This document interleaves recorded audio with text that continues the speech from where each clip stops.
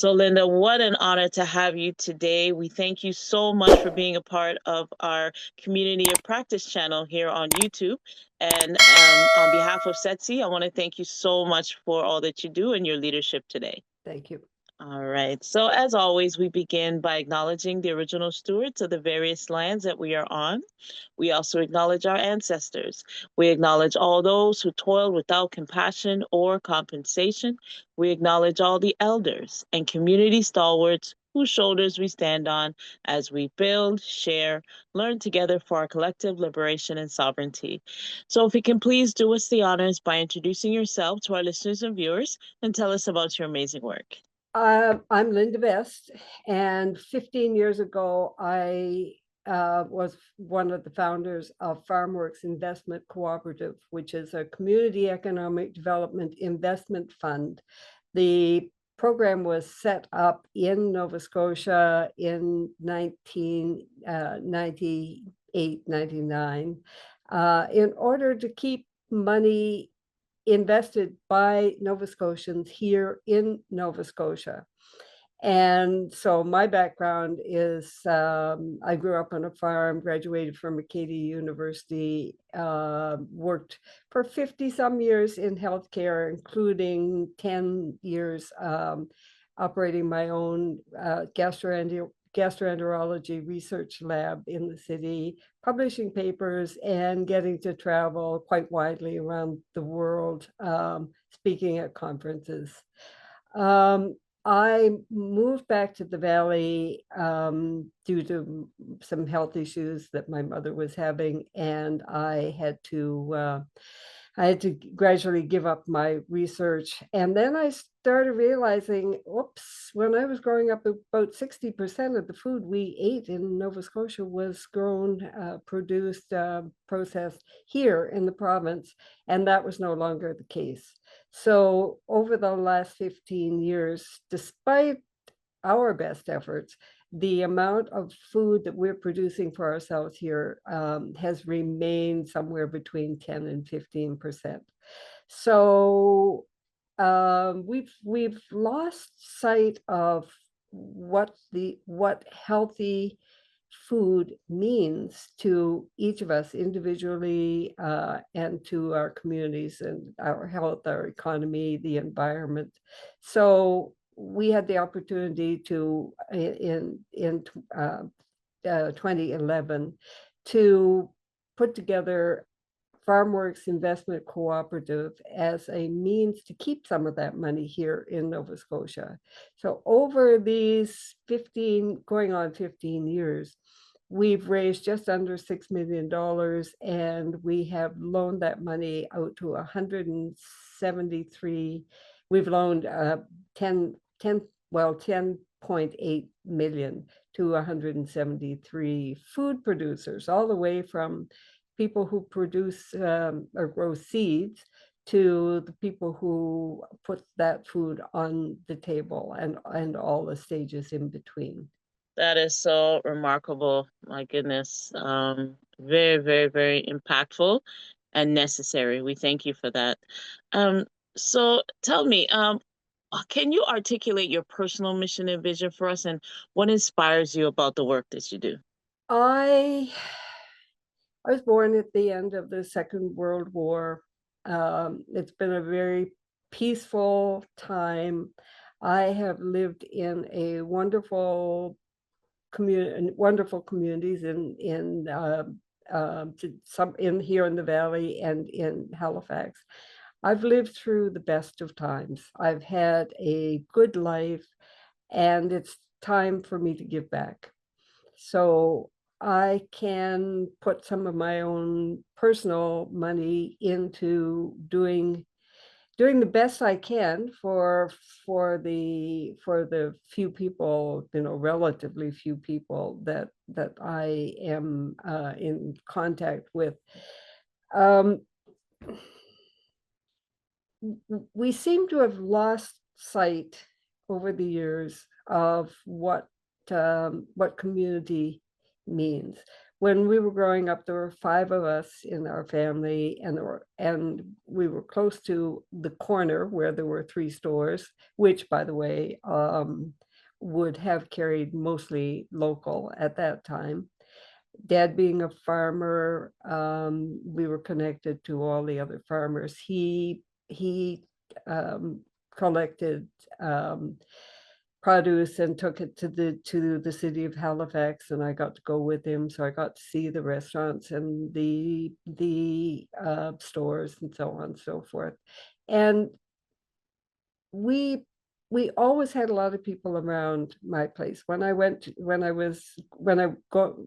go home from Acadia on weekends, my friends who'd quite often come home with me would call our house Somerset Youth Center, because there were always people around. Mom and Dad were very involved in community, and so I that's my background. I grew up being part of a family. I don't have kids myself, because all of the projects that I've had, such as my research, starting a picture framing business, and so on and so forth, those are kind of my kids. And now, of course, with Farmworks, I have a huge number of kids of all ages.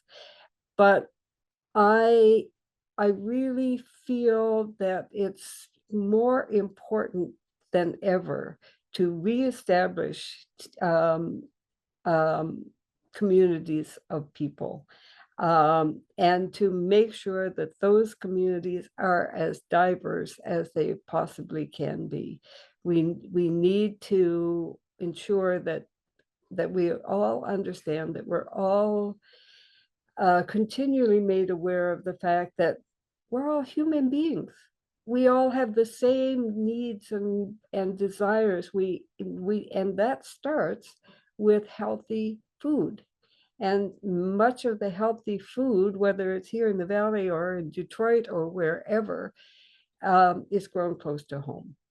And when we know that now, and of course,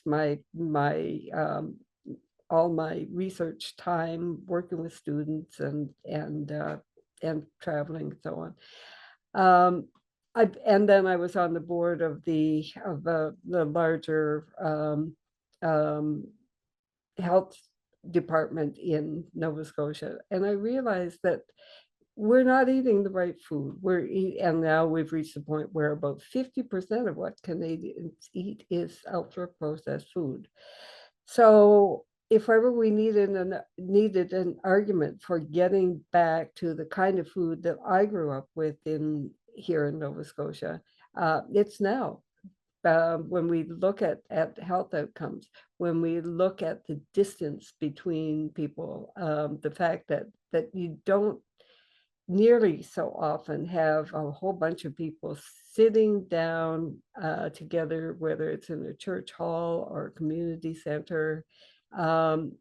We need to bring people back together.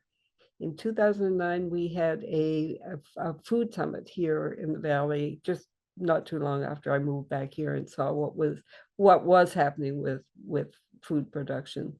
And we called it putting the people and the pieces together. And I'm still trying to do that, because we need to get off, and now it's getting even more crucial that we get off our phones and get back to the table.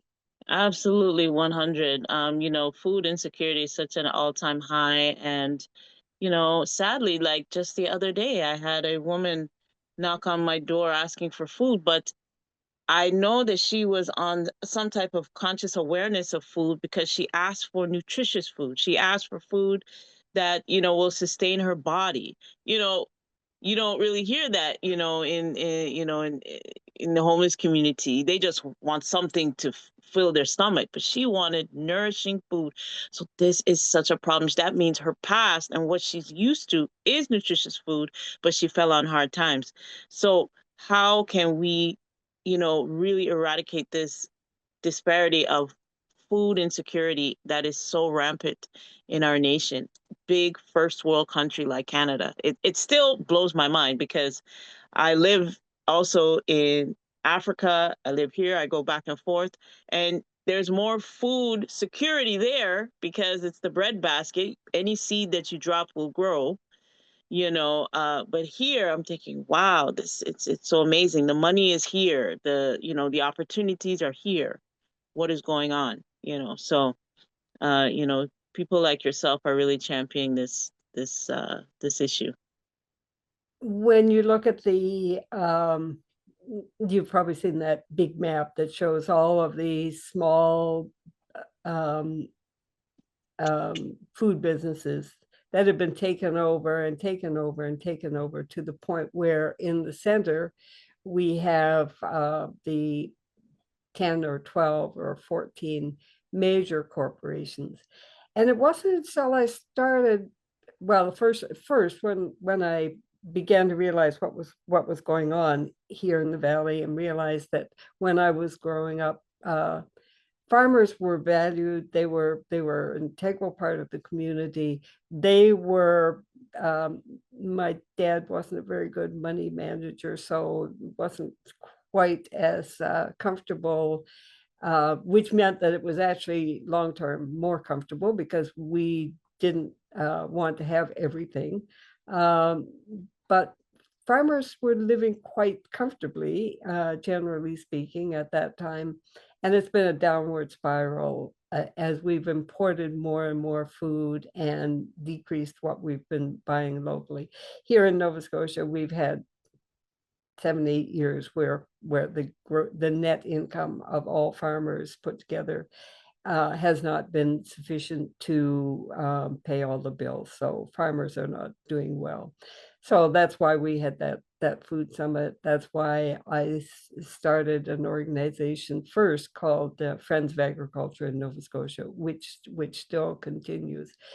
But along with the fact that the farmers themselves were not being paid to just maybe 50 cents an hour for the work that they themselves are putting into it.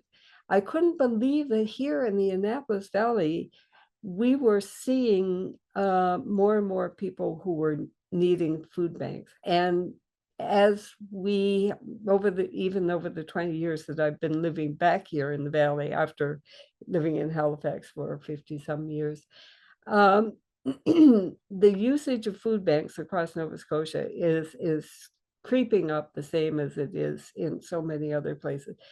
There are in one of the most productive parts of this valley, the food insecurity is highest, and that just boggles my mind. So we've been our vision, Farmworks vision, is healthy farms, healthy food, and our aim is to bring in money that can be used to ensure that people get healthy food by making sure that more food is grown and processed. And unfortunately we are short of the as the small scale food processors association calls it, the missing middle. So we've lost all the canning and most of the abattoirs and most of the processing facilities. So we're not in a position, despite what I mean, in the grand scheme of things, what Farmworks has achieved. Yes, it's admirable, but it's only a very small part of the solution. The solution, actually, and I've gone off track a little bit, but the solution lies with individual being educated to understand the value of food. So our aim was to raise money from people who got a reward for putting money into Farmworks, in that they get a provincial tax credit. But the bigger reward is you're doing something for your community, for the province, and so on. So despite our efforts, and despite many other organizations in Nova Scotia that are trying to do well, we're still going in the wrong direction when we see more and more people food insecure. And so the federal school food program and various provinces have other programs that work together with the federal program. But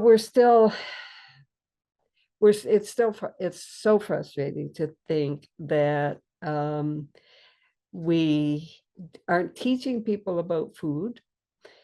We aren't making them aware, other than people like, as you just mentioned, who came to your door. People don't understand the value of the nutrients that are in the food. When you look at, as a researcher, when you look, as I do, at things like the fact that 30, 40 years ago, we had sufficient magnesium in our bodies. Now, the magnesium, copper, selenium, and so on and so forth, that's in the soil where huge crops are grown over and over and over. Those elements, vitamins, minerals, have decreased, so we're not getting even the nutrients that we need. If you're eating food that's grown closer to home by farmers who are producing sustainably, you are getting better quality food. It's picked closer to ripeness, which means it retains the nutrients. So there's huge number of pluses for producing closer to home and supporting the farmers so that they can actually keep on increasing the amount that they are growing, so that they themselves have quality of life. Because we cannot keep we cannot uh, we cannot keep expecting people to do things for us without being properly remunerated for their work. That was a long one.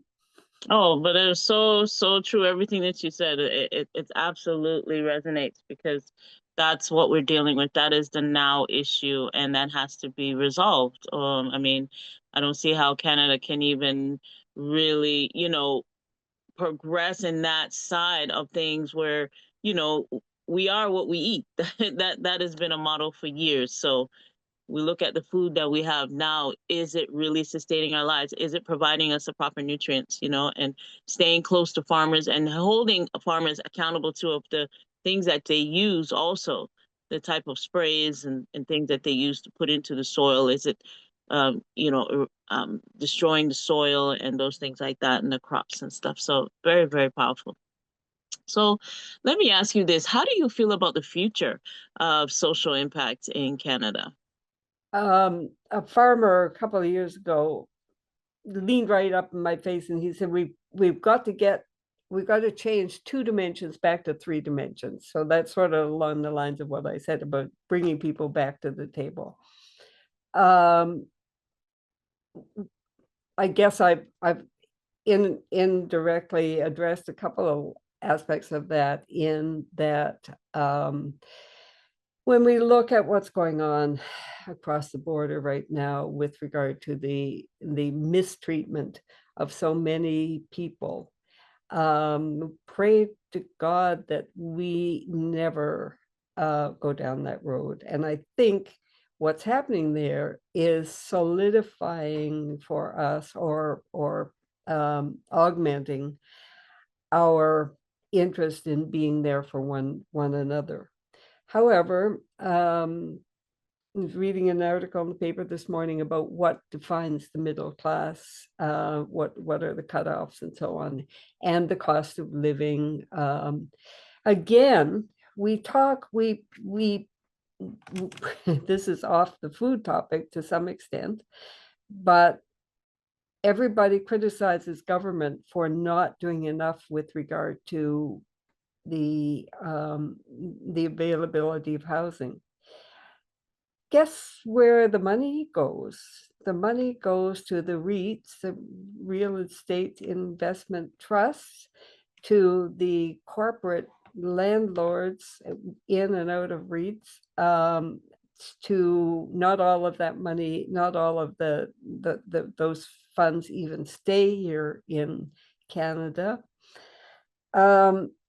So again, as with food, as we're seeing with the 1% in the United States, strangely enough, money flows upward and causes poverty to flow downwards.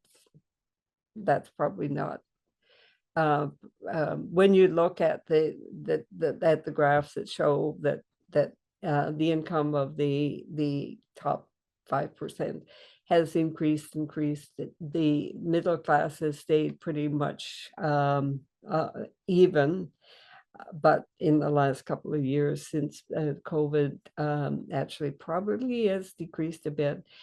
And the impoverished are actually falling here and elsewhere. So how do we change that? And so if we don't bring a social and a social finance lens to these issues, it isn't going to change. It's going those trajectories are going to stay pretty much the same. Absolutely. 100%. And this has been such an impactful interview. Really appreciate it. Dropped a lot of jewels, a lot of very important information in order for us to really, I mean, I always say in every interview, we are laying a foundation and we're passing it on to the next generation. So, the new generation is holding us accountable for things like, what did you do? How did you help to eradicate these issues? And what did you leave us with? What bag did you leave us with that we now have to carry? So we have to do all that we can until it's the last breath in our bodies to make the change that we want to see on this planet, whether it's food sustainability and housing issues, all these things. I mean, that is a human right: food, clothing, shelter. And if we to this day in 2025 still have to fight for that, something is wrong, and systems have to change. There's just no if, ands, or buts about it. Systems have to change because we shouldn't be fighting for the basic necessity of living at all. So we really appreciate you. If you can just give us your closing thoughts and calls to actions at this time. Education.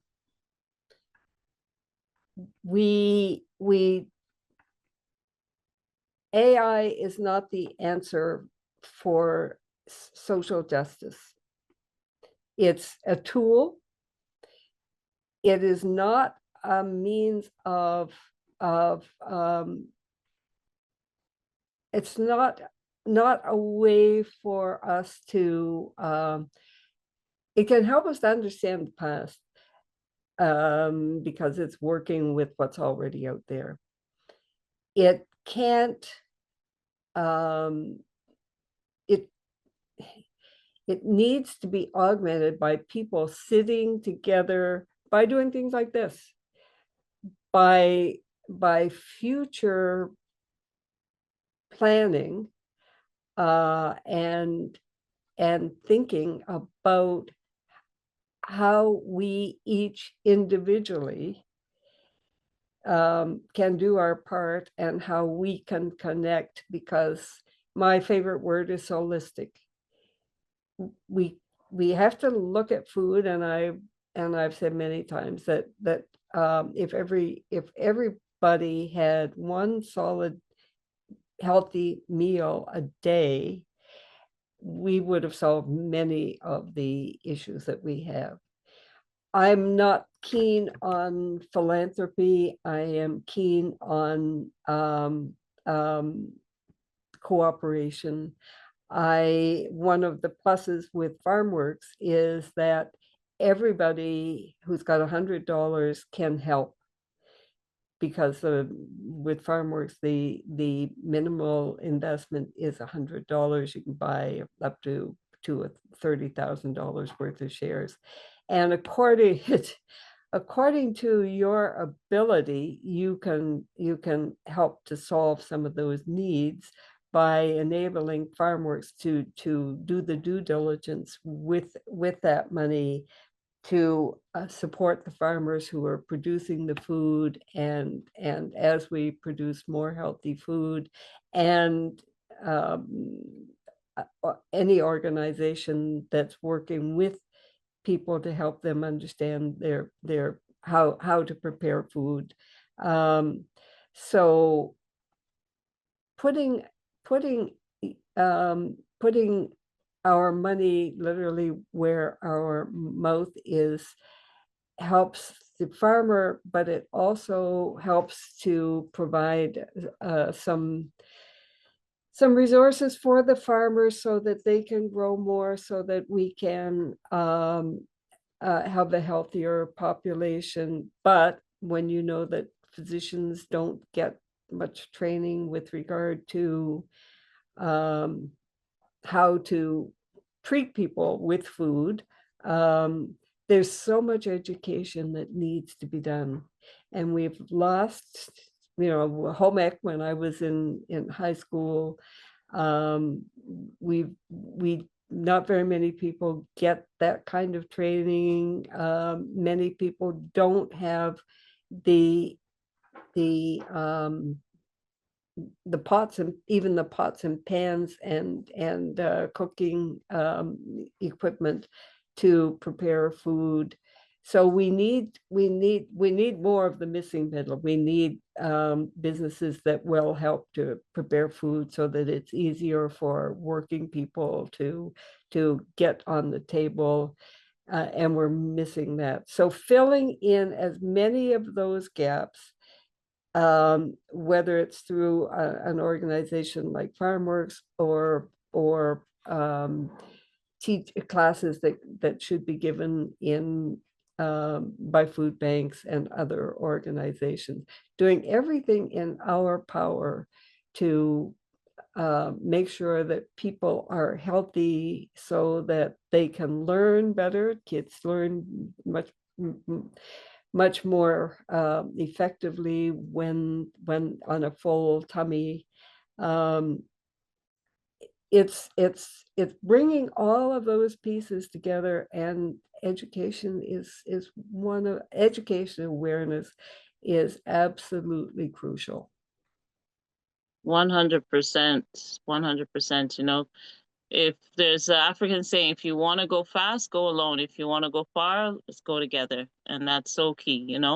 So, Linda, we thank you so much for all your wise words, your wisdom, all your experiences. We definitely cherish all of that. And you are such an asset into the food systems change, and just overall to really help to, keep this thing going. We don't want to be going down a rabbit hole that we can't get out of. We need to plant in those holes so that it can grow nourishing food for us. So, Linda, we thank you so much, and we will close the way that we began by acknowledging the original stewards of the various lands that we are on. We also acknowledge our ancestors. We acknowledge all those who toiled without compassion or compensation. We acknowledge all the elders and community stalwarts whose shoulders we stand on as we build, share, learn together for our collective liberation and sovereignty. So once again, Linda, we appreciate you so much, and we'll definitely be in touch. We'll definitely do some collaboration. I know Victor invited you to certain things, so we'd love to have you. So it's not a goodbye, it's a see you later. Okay, thank you. All right, take care. Okay, thank you. Take Bye. care, then. Bye-bye.